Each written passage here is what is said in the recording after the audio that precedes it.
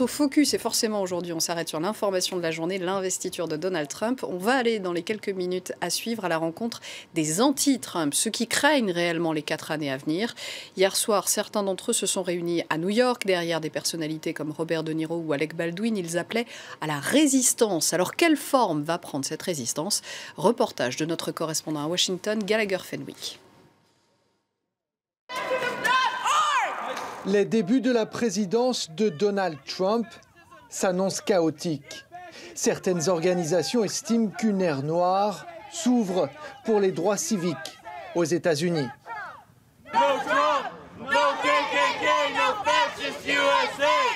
Ceux-ci dénoncent le soutien que le milliardaire a reçu de groupes ouvertement racistes. Les membres de Refuser le fascisme promettent que la colère populaire va rapidement augmenter.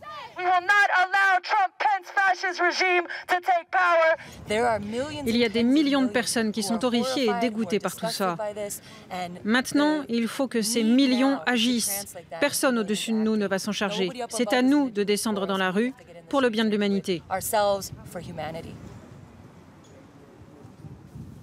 Se faire entendre et faire en sorte que la fête soit gâchée le 20 janvier, c'est ce qui unit la myriade de groupes qui ont prévu de manifester le jour de l'investiture.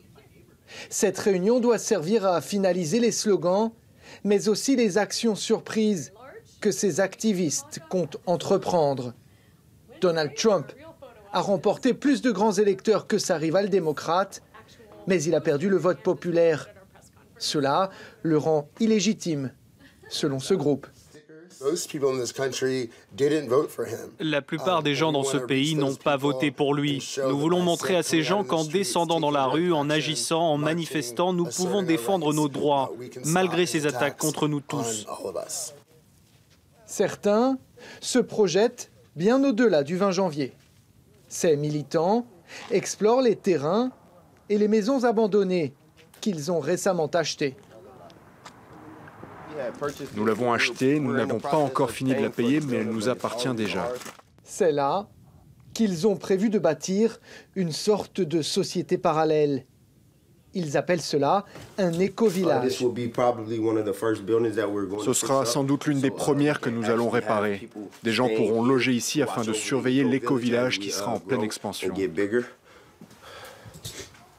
Ils affirment que des fonds privés leur permettent de lancer la phase concrète du projet. Habiter ensemble et vivre de ce qu'ils font pousser.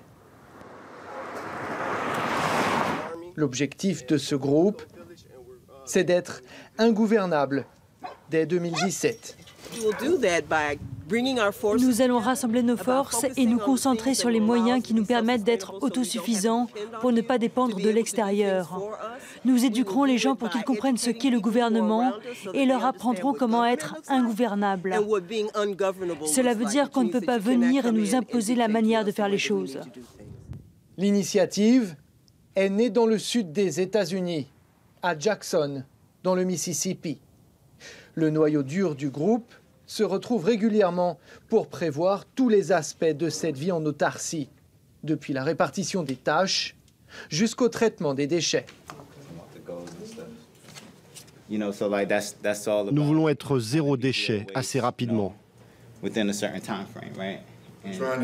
Convaincre la ville d'être zéro déchet, c'est une lutte politique. Kalia Kuno est le cofondateur de la coopérative d'où tout est parti. Pour lui et d'autres, l'élection de Donald Trump va continuer de diviser les Américains entre eux. Il faut donc urgemment se préparer à se défendre, car les changements sociaux vont être durs et le public va réagir. Honnêtement, je pense que la société se dirige vers une guerre civile. Je ne crois pas que les gens vont être passifs et les laisser détruire l'éducation publique, l'assurance maladie, la sécurité de l'emploi, les retraites, la sécurité sociale. Ils ne vont pas laisser faire. Quand ils prendront ces décisions très violentes dans les 6 premiers mois, quand ils en feront des lois, alors tout pourrait exploser.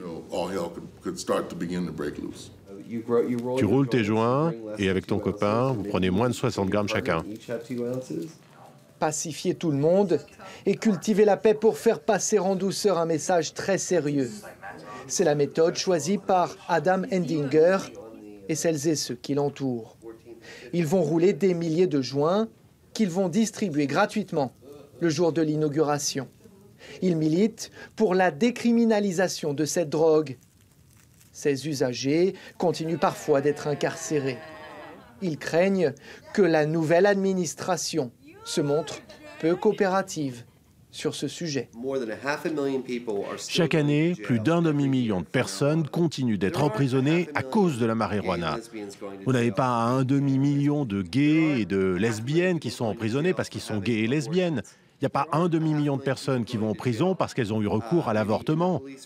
La marijuana reste la première cause d'injustice qui fait que des milliers de personnes perdent leurs droits. Ça affecte des gens de toutes les origines, même si 50% des arrestations concernent des Noirs américains.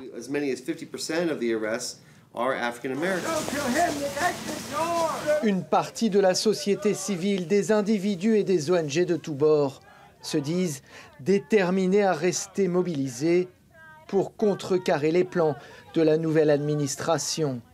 Certains employés fédéraux auraient même refusé de coopérer avec les équipes de transition chargées de reprendre en main certains des dossiers sensibles.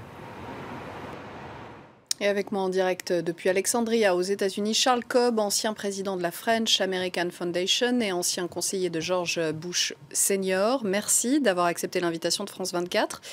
Les dernières déclarations de Donald Trump, elles vont dans le sens de ces inquiétudes qu'on a entendues tout au long de ce reportage. Il a promis de commencer à déconstruire l'héritage de Barack Obama. Dès aujourd'hui, il va tenir cette promesse ?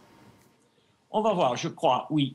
Maintenant, aux États-Unis, il y a des choses vraiment intéressantes. Il y aura bien sûr les manifestations anti-Trump contre Donald Trump, mais en même temps, il commence avec son popularité assez bas, 44%. Obama va quitter la Maison-Blanche ce matin avec une popularité de 60%.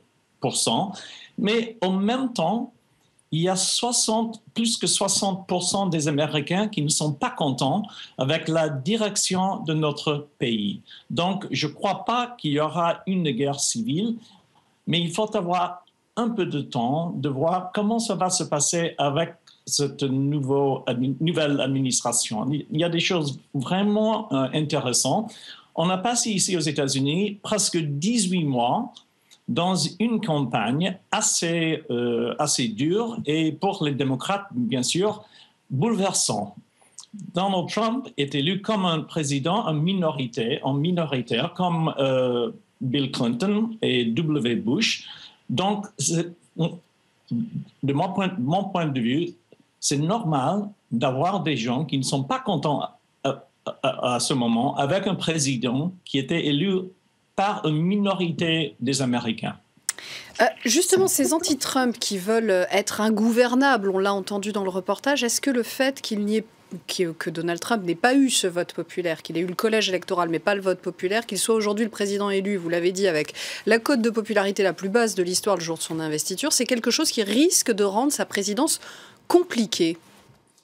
Compliquée, oui, mais on va voir si sa présidence va être un succès. C'est la cinquième fois dans l'histoire américaine que c'est passé comme ça. Quand il y a un président élu par le collège électoral, mais sans par la plupart des Américains. C'est intéressant, mais ce n'est pas une catastrophe, je vous assure. Ce n'est pas une catastrophe, pas de guerre civile, je crois. Est-ce que, rapidement, la population américaine peut réellement résister à une politique décidée à Washington ? Non, je ne crois pas.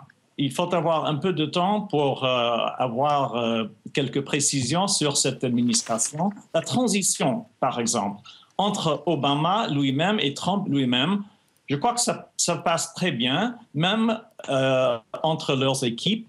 Mais le problème maintenant, c'est avec le Congrès. La transition va très mal, je crois, parce qu'il y a beaucoup de sénateurs qui vont essayer de bloquer ces nominations.